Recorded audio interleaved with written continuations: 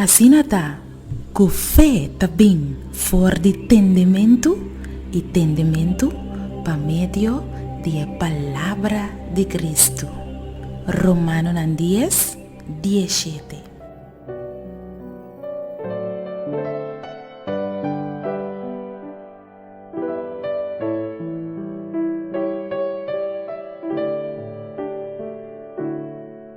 Deus bendicionado, bom dia e bom bem a minha Iralene Felícia e a minha intimidade para compartilhar o texto de meditação cubo.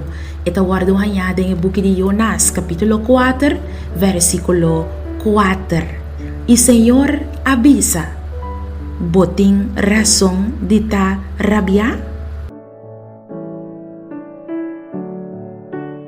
Jonas estava a rabiar com Deus para sobre Deus a que queda malo de vista de gente de Nínive. Deus avisa que lo é destruir o pueblo de Nínive, pero depois Deus a cambia de decisão. Deus a arrepentir. Então Jonas estava assim a desgustar para o hecho que Deus a perdonar Nínive. E te hasta Jonas a desejar para melhor e morrer que queda na vida.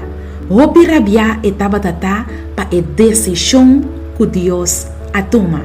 Nós também sata mesmo coisa que Jonas. Nós está rabia com Deus e culpe de consequência de nossa decisão. Nós está rabia com Deus para sobre família de nós a morrer de repente. Nós está rabia com Deus para sobre Deus não alaga nos examen by bom. Hopi está rabia com Deus para a vida com nantin para sobre nang seng não ta chega ou para sobre nang não tem trabalho. Nang está rabia com Deus para motivo de nang frustração. Amigo, amiga, Deus nunca te deseja malo pabo. Al contrário, se não estava para sua misericórdia, lobo não estava ter na vida aue, te para botar escuchando em meditação aqui. Não tira tu culpa riba Deus. Em vez de assim, tá humilde, reconhecer uma boa mês a falha e pedir Deus ajudá-lo para você seguir adiante. Não duvida isso aqui nunca. Deus tá sabe. Deus sa turcos. Deus tá se turcos perfeito e Deus tem turcos bom de controle. Botem razão para tarabia? Botem paquico de tarabia? No culpa Deus, laga nos reza. Tata Santo, nós que hace paz cubo awe, e nós que pedimos perdão para tu rebianan com nossa rabia cubo. Assim nós compreender que botar Deus que é nos bom, e nós não tem paquico de tarabia com Deus assim maravilhoso. Em nome de Jesus, nós te pedimos. Amém.